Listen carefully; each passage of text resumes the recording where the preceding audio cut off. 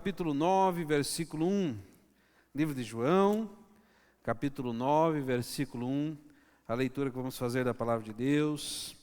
Quero agradecer os irmãos que nos visitam nessa noite, quero de todo o coração agradecer os irmãos que nos acompanham pela internet. Deus abençoe sua vida, sua casa, sua família. Quero mandar um abraço para a Camille, me provocando já. Pastor, estou aqui à beira-mar assistindo o culto hoje. Camille, não orarei por você, tá bom? Cadê boa aí, Estou brincando. Camille, Deus abençoe sua vida. Também temos mais uns irmãos que estão em viagem, Tem uns irmãos que estão no rodeio também, cada um com seus problemas, assim vai. Então, Deus tem sido bom. Livro de João, capítulo 9, versículo 1, você que trouxe a palavra da verdade, a Bíblia Sagrada, que nos diz da seguinte maneira: E passando Jesus viu um homem cego de nascença, e os seus discípulos lhe perguntaram, dizendo: Rabi, quem pecou, este ou os seus pais, para que nascesse cego? Jesus respondeu: Nem ele pecou, nem seus pais, mas foi assim para que se manifestasse nele as obras de Deus. Convém que eu faça as obras daquele que me enviou, enquanto é dia. A noite vem, quando ninguém pode trabalhar. Enquanto estou no mundo, sou a luz do mundo. Tendo dito isso, cuspiu na terra e com a saliva fez lodo. E untou com o lodo os olhos do cego e disse-lhe: Vai, lava-te no tanque de Siloé, que significa o enviado. Foi, pois, e lavou-se, e voltou vendo. Amém, irmãos? Bondoso Deus, eterno Pai, visita a cada um de nós nessa noite, com a Tua palavra, com o Teu amor, com a Tua vontade, com o Teu poder e com a Tua autoridade. Que a Tua mão se estenda, Papai, sobre nós, e que em nós flua o Espírito Santo de Deus, que nos convence do que o Senhor tem para nós nessa noite, em nome de Jesus, amém. Os irmãos, podeis assentar, fique à vontade. Temos também batismo nas águas hoje, parabéns pela decisão, Deus abençoe, uma vida nova lhe espera, em Cristo Jesus. Se mais alguém resolver de descer as águas do batismo, o tanque está cheio, nós estamos aí em festa e com certeza a obra vai se cumprir. Na segunda-feira tinha 3, foi 6, Foi bênção demais, festa no céu, na segunda-feira aqui na casa de oração. Deus tem nos surpreendido. Também no Encontro com Deus foi algo extraordinário. Este louvor, foi cantado muito do Encontro com Deus, bênção mesmo. Deus abençoe a todos que participaram. Irmãos, a palavra de Deus, ela fala sobre um cego de nascença que foi curado da sua enfermidade, do seu problema. Ela relata a nós de alguém que nunca viu. E quando Jesus faz algo diferenciado, quando Jesus faz algo direcionado, quando Jesus faz algo totalmente intencional, acontece que a vista daquele homem não foi restaurada, porque nunca ele tinha visto. A vista daquele homem foi reconstituída de algum problema originado ainda antes do ventre, antes do seu nascimento. A palavra de Deus diz que alguns dos discípulos questionaram a Jesus: Rabi, quem pecou para que esse homem nascesse cego? Seus pais? Ou ele? Ou predestinação? Ou maldição? Ou pecado iníquo? Ou pecado da morte? Ou o regime da lei? E aí vai as grandes perguntas.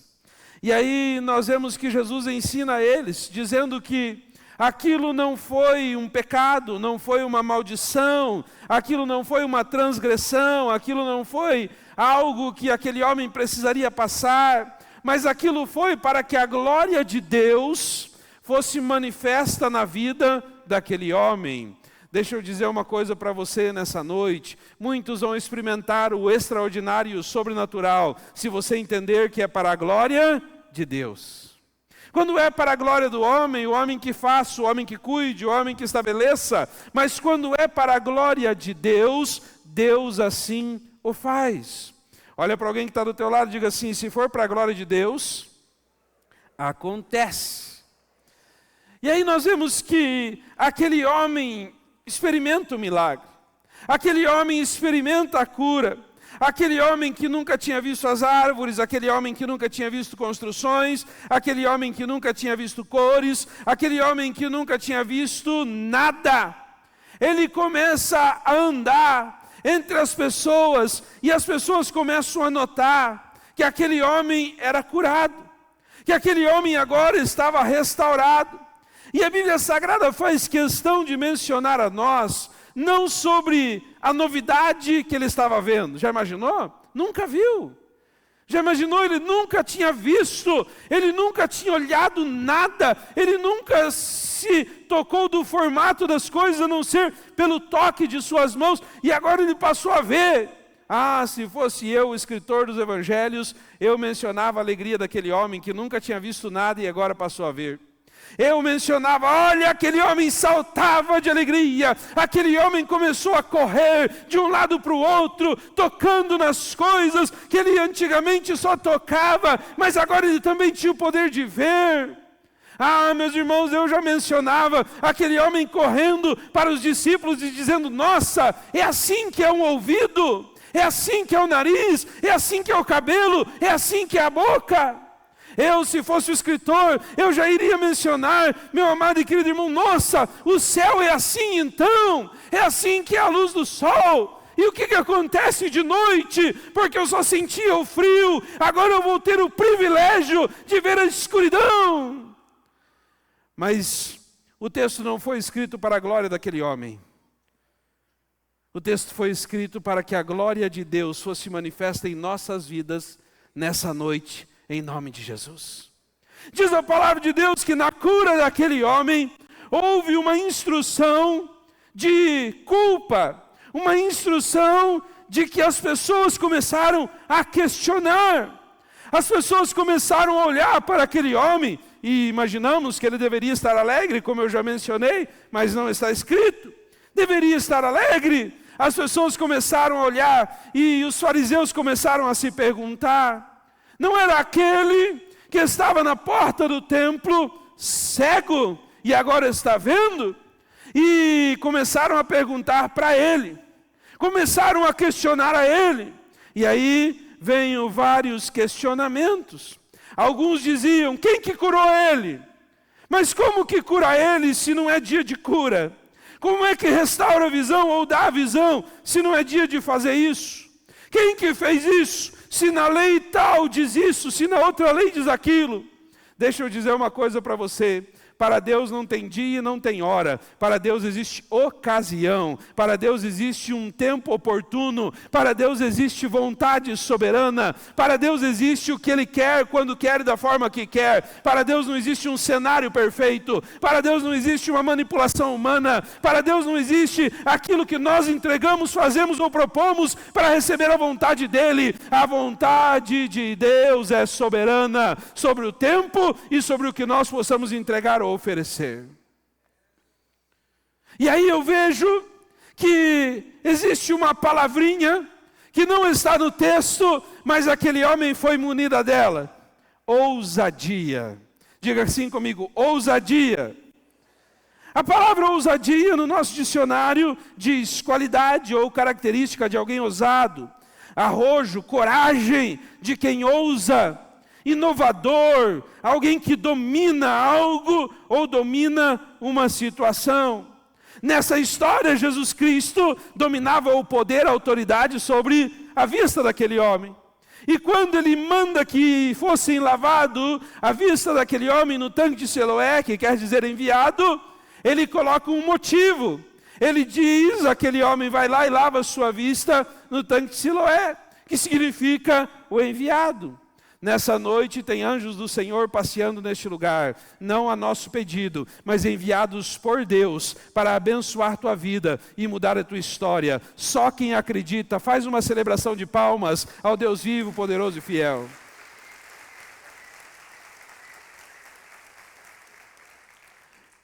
Ali havia uma oportunidade, e aquele homem ganha algo que não tinha, aquele homem ganha ousadia. Aquele homem agora ganha propriedade. Aquele homem que antes era cego, agora ele começa a ousar, a se tornar valente, a se tornar não prepotente, mas se tornar alguém que não tinha mais palavras vazias. Nós estamos em uma quinta-feira, cheio de pessoas. Por que eu falo que Jesus é um Jesus de milagres? Por que eu falo que Jesus Cristo cura? Por que eu falo que Jesus Cristo é o Senhor de todas as coisas? Primeiro, porque Ele já me curou de diversos males.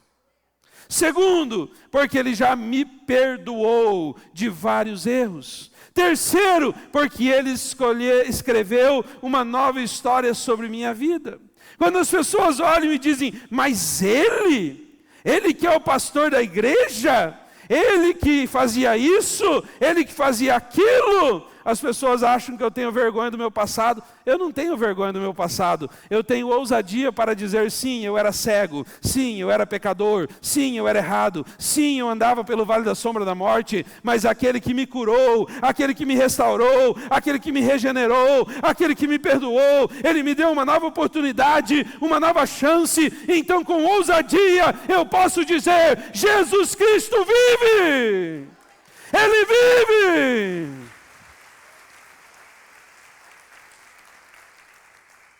E aí o que me motiva a dizer que Jesus Cristo vive é você. É cada um que está aqui assentado. É cada um que está aqui. É cada um aqui que está e já vive um milagre. É cada um aqui que está e já vive a oportunidade. É cada um aqui que está e vive a chance rara que o mundo perde de conhecer Jesus como único e suficiente Salvador e viver não mais uma vida de medo, uma vida de encolha, uma vida de fracasso, uma vida de perseguição, mas uma vida de ousadia, uma vida de ser filho, uma vida de poder bater no peito e dizer, eu não sou ninguém, mas quem vive em mim é dono de todas as coisas. Irmão, Jesus Cristo vive, não vive nas paredes, não vive nos restos, não vive na pedra, não vive no aço, não vive no inox, não vive na caixa, não vive na cadeira, não vive no teto, não vive na tela, não vive no telefone, não vive nem na Bíblia Sagrada, Ele vive dentro de você.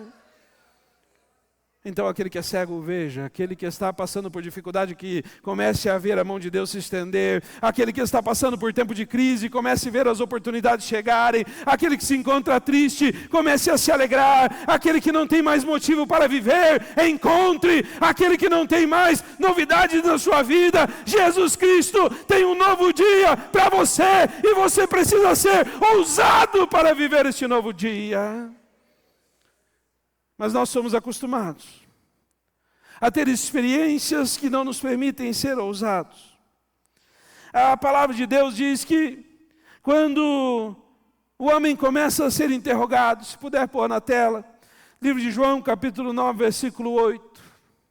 Ele começa a ser questionado, e eu quero que você entenda que, para mim, ele começa a ser testado. Ele começa a ser testado. Sabe por que muitas pessoas, elas encontram o caminho de Jesus, elas até recebem o favor de Jesus, mas não permanecem no caminho de Cristo? Por conta dos testes.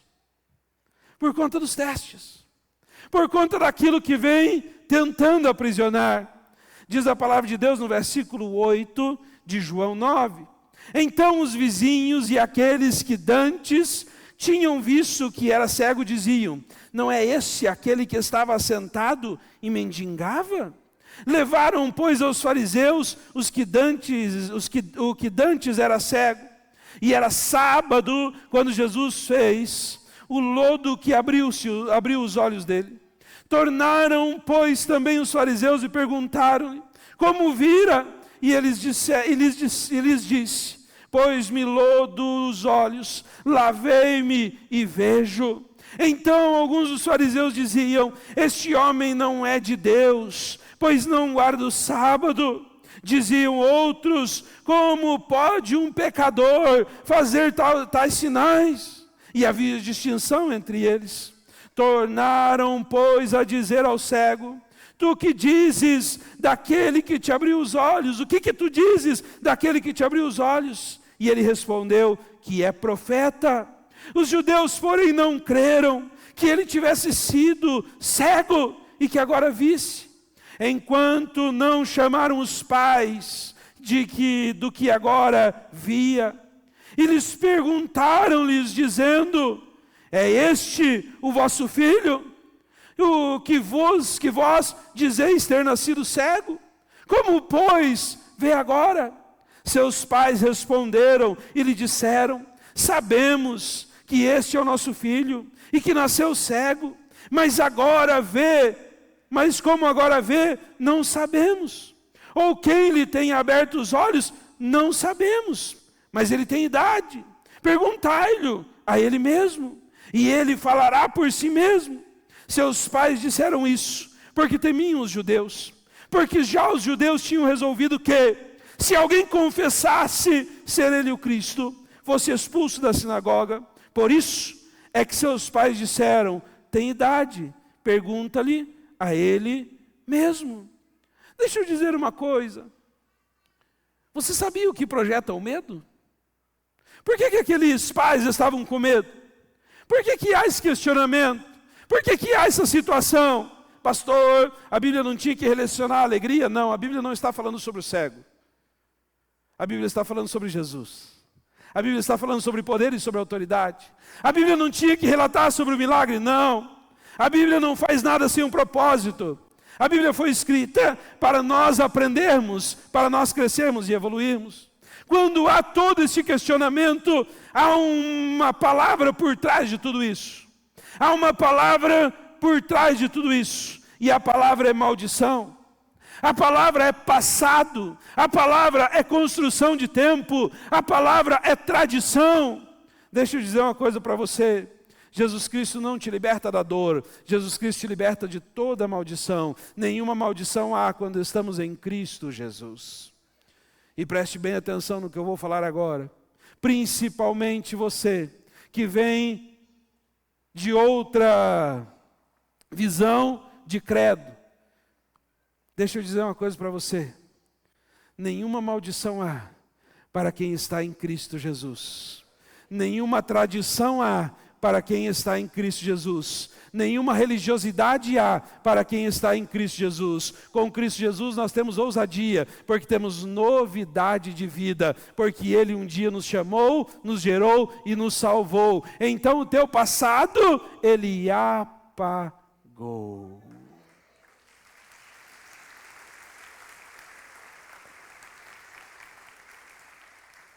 Mas o texto fala sobre ser amaldiçoado. O texto fala sobre estar errado. O texto fala sobre não merecer. O texto fala sobre coragem de defender. Meu irmão, deixa eu dizer uma coisa para você. Jesus Cristo nessa noite quer quebrar toda a maldição da sua vida. Não do seu passado, mas de sua mente.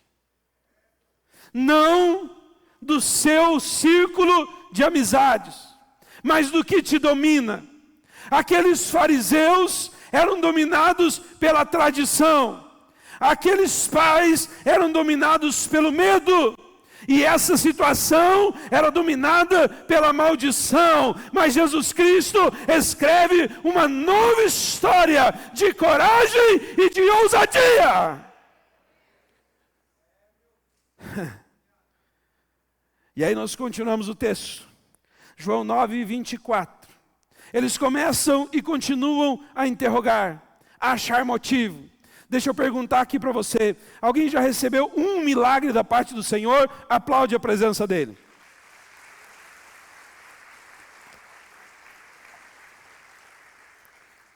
O homem recebeu um milagre e foi afrontado 3 vezes.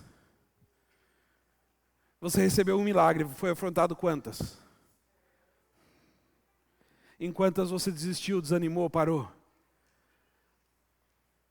Quem tem sucesso não é quem recebe o milagre. Quem tem sucesso é quem tem ousadia para continuar servindo o Senhor do milagre. Sucesso não é receber. Pode aplaudir o Senhor. Não vai deixar a irmã sozinha lá. Sucesso não é receber. Sucesso é permanecer.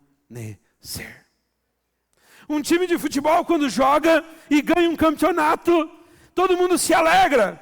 Mas aí vem outro campeonato. E aí ele perde, todo mundo entristece. E aí o outro ele ganha, se alegra, o outro perde, entristece.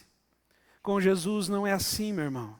Com Jesus Cristo não tem dia ruim, dia bom. Com Jesus Cristo não tem dia de maldição, dia de treva. Com Jesus Cristo não tem dia quebrado, dia próspero, não. Com Jesus Cristo tem dias que nós somos cuidados por Ele. Todos os dias Deus tem cuidado de cada um de nós. Se nós ganhamos, glória a Deus. Se nós perdemos, glória a Deus. Se nós prosperamos, glória a Deus. Se nós não prosperamos, glória a Deus. Porque tudo que dá glória a Deus tem uma semeadura abundante.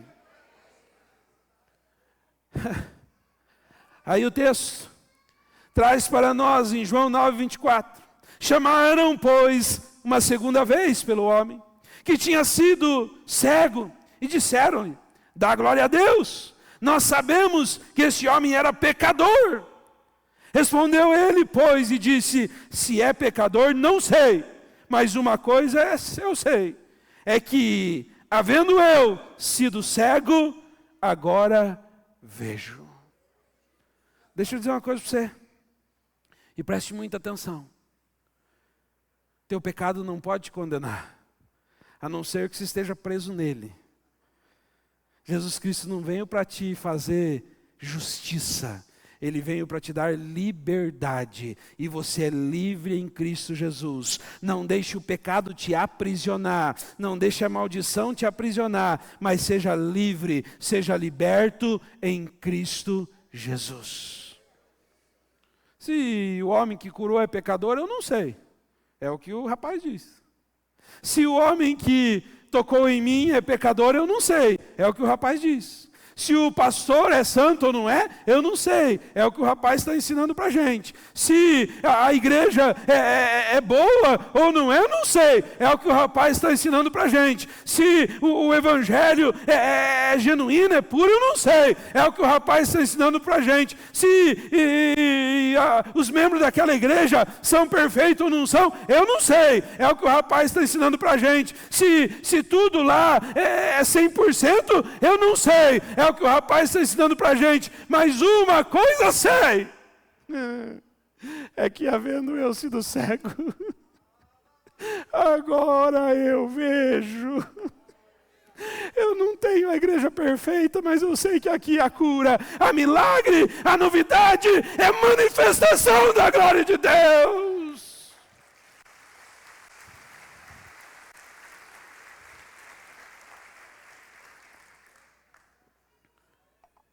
O homem tentou, você que está conseguindo caminhar comigo no texto, depois eu vou colocar o esboço da mensagem lá, publicar para você ter acesso, você acompanha, ela é um pouco mais completa, eu estou diminuindo um pouco o contexto por causa do horário. Mas deixa eu dizer uma coisa para você, o homem vai te lançar maldições, o homem vai te lançar condenações, o homem vai tentar te envergonhar, o homem vai tentar dizer que você não é merecedor, o homem vai tentar dizer que você não é justo, o homem vai tentar te aprisionar, mas em tudo, Jesus Cristo está a te ouvir. Fala para a pessoa que está do teu lado, diga assim: Jesus te ama. Fala mais baixo: Jesus te ama. Fala mais baixinho: Jesus te ama. Fala mais baixinho: Jesus te ama. Só pensa: Jesus te ama. Agora só pensa assim, só pensa. Diga assim: eu amo Jesus. Só pensa. Pergunta para o vizinho do lado se ele ouviu tua voz. Pergunta: você ouviu falar que amo Jesus? Quem ouviu o vizinho falar, levanta a mão. Não minta, se você levantar a mão, você está mentindo. Ninguém ouviu, né? Mas o Senhor dos Senhores, o Rei da Glória que passeia neste lugar, Ele ouviu o seu coração e sua alma dizer: Jesus, eu te amo, eu amo você, Jesus. E Ele, ouvindo o som do seu coração, Ele ouvindo o som de sua alma, Ele ouvindo como está a sua alma nessa noite, Ele ouvindo que todos estão muitas vezes tentando te acusar, que todos estão às vezes tentando te pôr para baixo, Ele ouvindo o seu coração, Ele tem resposta para você.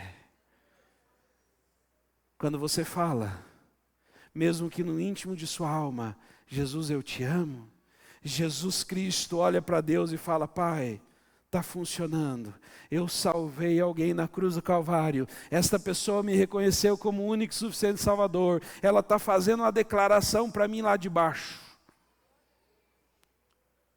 Jesus fala isso para Deus. Deus na sala do trono, como descreve o livro de Apocalipse, diz aos seus anjos, aos seus querubins, aos seus serafins: vão lá embaixo, desçam naquela igreja, desçam naquele lugar, onde tem alguns que dizem e declaram seu amor por mim, e protejam eles, cuidem deles, honrem a vida deles, e amem eles também.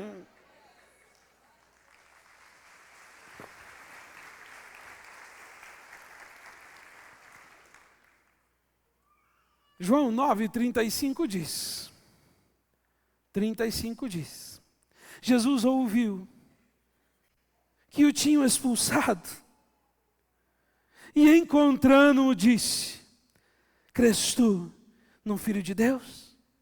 E ele respondeu e disse: quem é ele, Senhor, para que nele eu creia?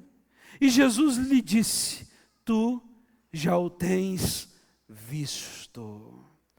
Não é ouvido, agora é visto. Não é ouvido, agora é visto. Foi o texto abrilhantando a nossa mente e diz: já o tenhas visto. É aquele que fala contigo. Jesus Cristo está falando com cada um de nós nessa noite. Ele está dizendo através de uma palavra que eu estou tentando, na minha pequenez, dizer para você: nenhuma maldição há que possa barrar o teu relacionamento com Deus. Eu estou tentando dizer para você: nenhum pecado há que possa te afastar da presença de Deus. E ele disse: creio, Senhor, e o adorou. Deixa eu dizer uma coisa para você. Quem ama Jesus não adora a maldição. Quem ama Jesus não adora o pecado. Quem ama Jesus não é dominado pela palavra de maldição. Quem ama Jesus não é dominado pelo medo. Quem ama Jesus não é dominado por nada que está ao redor. Quem ama Jesus é dominado e controlado por Jesus Cristo. O verdadeiro amor lança fora todo medo. O verdadeiro amor nos dá coragem. O verdadeiro amor nos dá sustento. Aquele que dantes era cego, agora ele faz defesa daquele: eu não sei se era pecador, mas eu era cego e agora eu vejo. Eu não sei se consigo reconhecer quem é Jesus, mas a hora que eu cheguei e Jesus Cristo disse: você está vendo? Eu aceitei. Eu disse: creio, Senhor, e o adorou. Eu vou concluir a minha palavra dizendo que Jesus Cristo está ouvindo você. Sem interesse, acusação ou condição, é amor genuíno e puro. Eu vou terminar essa minha palavra dizendo que Jesus Cristo está olhando agora para você, sem interesse, acusação ou condição, é amor mesmo, genuíno e puro. Eu vou concluir minha palavra dizendo para você que Jesus Cristo não está olhando para o seu passado, para o seu dinheiro, para quem você é, está bonito, bacana, feio, triste, sei lá. Ele não está olhando para a tua atual condição, porque Ele tem poder de transformar a tua atual condição. E você vai dizer: eu era pobre, agora sou rico. Eu era doente, agora sou curado. Eu era enfermo e agora não tenho mais enfermidade. Eu era cego, mas agora eu vejo. Jesus está neste lugar. Deus está na casa. Na maldição, temos medo. No pecado, temos vergonha. Mas em Jesus, somos mais que vencedores. Diga assim comigo: na maldição, não tenho medo. No pecado, não tenho vergonha. Mas em Jesus, sou mais que vencedor.